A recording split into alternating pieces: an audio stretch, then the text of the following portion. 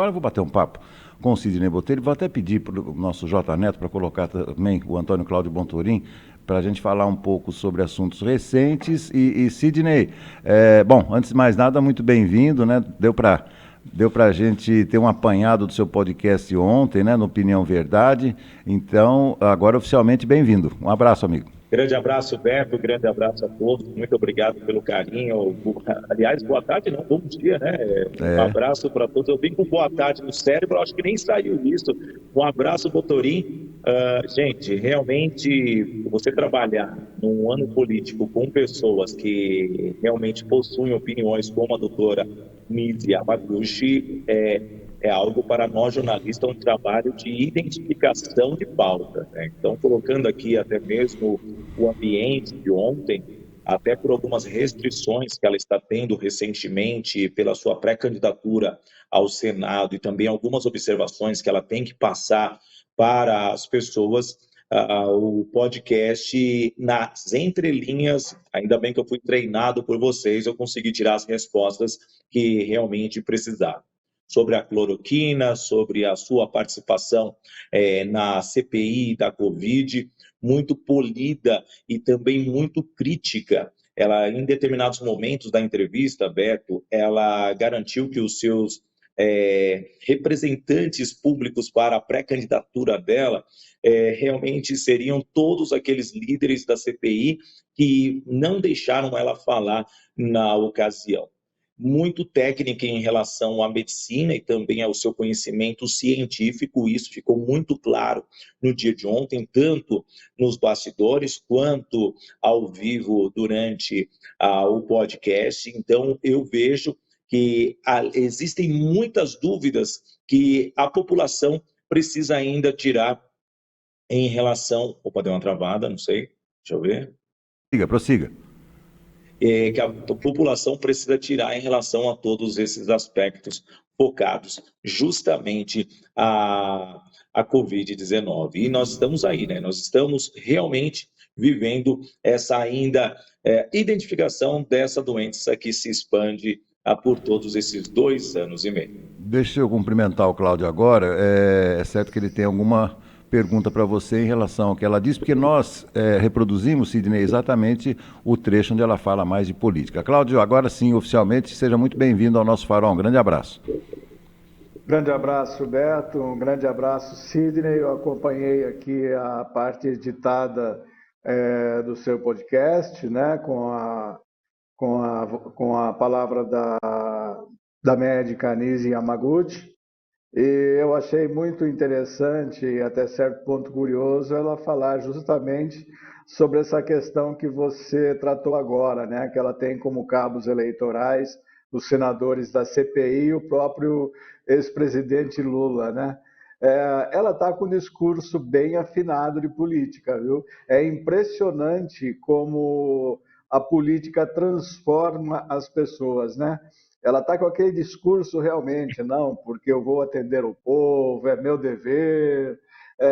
Eu acho muito interessante, eu acho ótimo eles se apresentarem dessa forma e aprenderem a conhecer também um pouco do que é a política. Nós que somos de bastidores, né, que trabalhamos na análise política, nós entendemos que há uma linguagem própria de todos os candidatos e todos eles caminham sempre para a mesma direção, independentemente da sua questão ideológica, Sidney.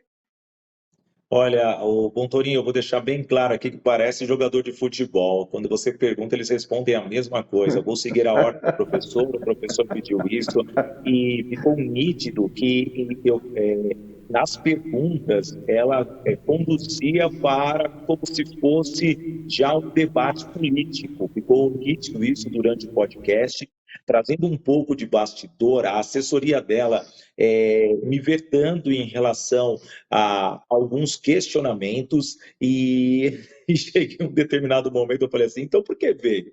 Se eu não posso perguntar o que eu quero e nós estamos na internet, não tem pauta aqui, a pauta quem oferece sou eu próprio.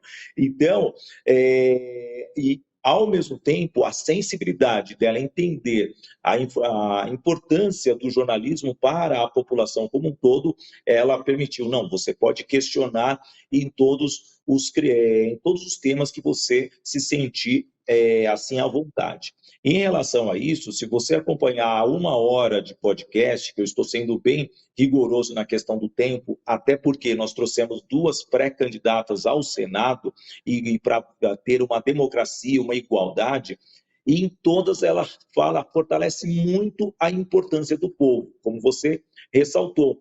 Esta questão é muito cunho já para quem está querendo fortalecer uma imagem do quê? Da união das pessoas para atrair o quê? O seu eleitorado. Ela comentou muito em relação aos demais concorrentes também, e disse que na questão de apoiar um ou outro presidente, já que ela é bolsonarista de carteirinha e o candidato do partido dela, do PROS, é o pré-candidato Pablo Marçal, um dos grandes coaches do Brasil, o que acontece? Eu a questionei durante o podcast para saber em quem a senhora votará, no seu candidato do partido ou no presidente Jair Bolsonaro. Obviamente, ela falou quem estiver melhor posicionado. Então, nós já sabemos qual é o voto dela, analisando dessa forma o podcast. Uma das perguntas que cabia muito ali, foi até o fechamento do podcast, foi a questão da intolerância em relação ao assassinato daquela pessoa, daquele petista, por um membro do Bolsonaro, né, os bolsonaristas, lá em Foz do Iguaçu. Obviamente, não houve uma resposta muito pontual indo nem para Bolsonaro, nem para Lula, mas deu a entender que ela trouxe para o lado mais da vida, por ela ser uma médica, uma oncologista, ela trouxe da importância da vida das pessoas. Eu queria agora também aproveitar, Sidney, a sua presença aqui no nosso programa, para que o Cláudio discutisse um pouco mais aí a questão. Aliás, uma das perguntas que você fez aí, a doutora Anise, diz respeito ainda à repercussão desse assassinato, e é o tema que o Cláudio está abordando hoje aqui no nosso Farol. Cláudio, por favor, vamos passar para o Sidney para observarmos o comentário dele também sobre isso. Ok. Na realidade... Pode falar você, Sidney. Então, pode concluir. Vai lá, Cláudio, faz a pergunta. Desculpa. Na realidade, o que eu gostaria de comentar aqui sobre isso é que nós sabemos que esse tema vai continuar na mídia por um bom tempo e provavelmente até as vésperas da eleição, né? E que foi tema também do editorial do Beto aqui no Farol, quando ele fez a proposta de um entendimento. Eu acho realmente que agora nós temos que ter essa proposta definida e definitiva, que as instituições, que os órgãos que comandam o processo eleitoral, como o TSE, como a legislação eleitoral, como o próprio STF, tenham a capacidade de unir e reunir, se não os próprios candidatos, pelo menos os seus líderes de campanha, para tentar desarmar esse discurso que está sendo ensaiado aí por todos. Na realidade, a gente viu que a repercussão na política, no meio político, a oposição foi bastante crítica e a situação foi muito moderada. O próprio presidente da Câmara, Arthur Lira, falou da necessidade da democracia, do bem maior, mas não chamou a atenção nem do Lula nem de Bolsonaro. Ao contrário, o presidente da Câmara, o Rodrigo Pacheco, foi o mais incisivo na sua participação na discussão desse tema, quando conclamou Lula e Bolsonaro a pensarem no discurso e a sentarem para fazer uma proposta de paz para tudo isso.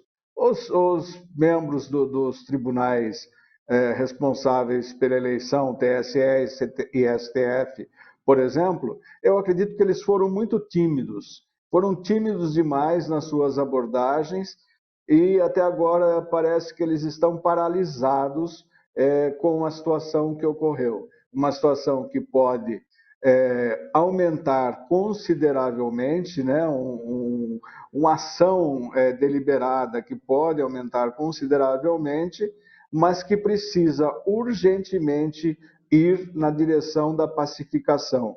Não podemos chegar às vésperas de outubro, do dia 2 de outubro, com essa beligerância entre todos. E aí, quando eu falo entre todos, é reunir todos os candidatos para que eles possam selar uma paz nesse discurso. Porque um é candidato de um partido, outro é do outro, um é candidato à reeleição, outro é candidato à volta, os candidatos que estão fora também dessa disputa mais direta, né? O que eles pensam disso, o que eles acreditam que deva ser feito é muito importante, porque a minha preocupação agora é essa: nós poderemos ter um novo Rio Centro se não pacificarmos tudo isso. E todos se lembram o que aconteceu no Rio Centro em abril de 1981, quando explodiu-se uma bomba, ou uma bomba foi explodida no colo de dois militares que tentavam atentar contra um espetáculo envolvendo os trabalhadores às vésperas do 1º de maio. Naquele Rio Centro, nós tivemos definitivamente decretada a morte da ditadura. Num novo Rio Centro que possa acontecer, nós corremos o risco de voltar com ela. Olha, a minha visão está se tornando uma disputa de torcidas uniformizadas. Se no Ministério Público, as torcidas organizadas, nós não tivemos um controle, na política é muito mais expansivo.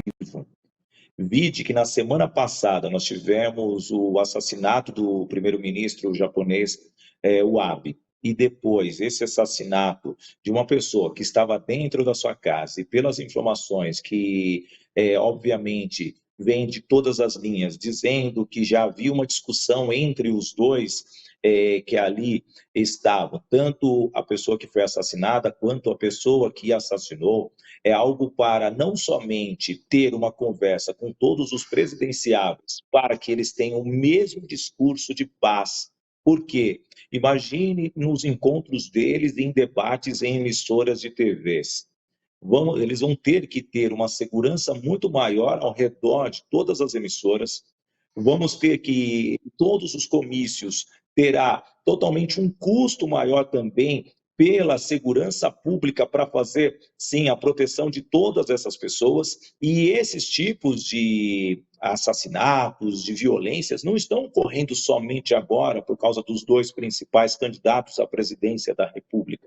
Se nós formos em cidades menores, vereadores, prefeitos sendo assassinados, porque as pessoas não estão mais dando crédito na opinião, e muitas vezes o contraditório vem a ocorrer esses tipos de incidentes, acidentes, como as pessoas queiram, mas somente eles mesmos, os líderes, vindo a público com discursos plausíveis, pedindo respeito, paz. E é muito curioso, sendo que um assassinato que ocorre praticamente no final de semana da Marcha para Jesus, onde o maior líder da nossa nação estava presente, incitando muitas vezes a luta. A partir do momento que você usa a palavra luta, vamos à luta, você já está convocando, sim, uma guerra social. E quando você trabalha um determinado tipo de público, dependendo como essa mensagem chega, será que esse público está preparado para entender essa palavra luta, essa palavra briga? Porque a palavra guerra não foi utilizada. Então, é aí que está o X da questão, a forma de expressão. Não adianta você valorizar vida, família, e as pessoas que te seguem querem eliminar vidas e famílias e uma festa de aniversário. Foi isso que ocorreu, e essa intolerância Pode ter ocorrido lá atrás com o PT, pode ter ocorrido com o PMDB, pode ter ocorrido com o PSDB, pode ter ocorrido agora com o PL, já que o presidente está no PL, mas ele tem um próprio nome, pode ser o Partido Bolsonaro. Mas nós temos que respeitar as pessoas. Se eles não vierem a público e fortalecerem totalmente essas pessoas que os seguem, nós teremos nas eleições o medo de sair com uma camisa vermelha, uma camisa amarela e verde, como foi na última eleição para presidente. Você vai ter que sair de branco, você vai ter que sair de verde, você vai ter que sair com cores totalmente neutras para ir fazer o seu ato cívico, que é a votação.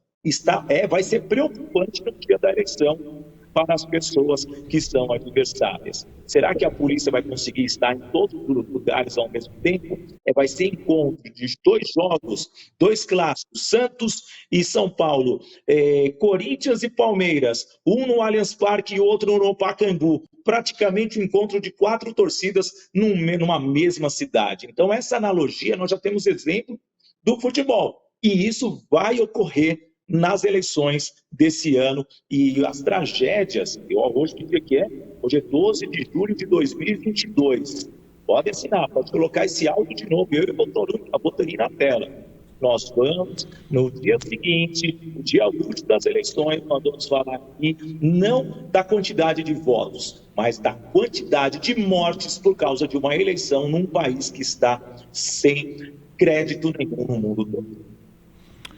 Valeu. Exatamente, Sidney. Aí eu vou só colocar para concluir a minha opinião aqui. Nesse caso das torcidas, o Ministério Público não vai poder se meter e nem separar as torcidas, porque é uma eleição e todos têm o direito de estar presente às urnas, né? É realmente uma situação muito complicada e eu acho que cumpre a nós da imprensa, cumpre a nós analistas, aqueles que trabalham com a opinião pública, de tentar fomentar essa questão da paz, de tentar fomentar para que todos possam, de fato, expressar suas ideias e não expressar o seu ódio e a sua intolerância. Valeu, amigos, valeu. É isso aí, essa discussão de ideias que enriquece o nosso farol aqui. Deixa eu agradecer o Sidney que está lá em São Paulo, amanhã a gente volta a bater papo, Botelho, e ao Cláudio também que está aqui na redação da Tribuna. Sidney, até amanhã, muito obrigado e parabéns aí pela... Ah, e depois não deixe de compartilhar também o recorte da sua participação aqui no Farol de hoje, mandar para a doutora Anísia, foi muito bacana, muito legal. Obrigado, Botelho. Eu que agradeço, um grande abraço, e é sempre bom dividir a tela com o Bontorin, é um aprendizado à parte. Um abraço. Valeu, obrigado. Cláudio, mais uma vez, muitíssimo obrigado, amanhã tem mais aqui no Farol, e hoje à noite entrevista com a Rosiane Tanque aqui no Farol Entrevista. Até lá. Grande abraço, Beto, grande abraço, Sidney também. E vamos em frente, né? Um bom dia a todos e uma ótima terça-feira. Até amanhã. Valeu. Muito obrigado, Cláudio.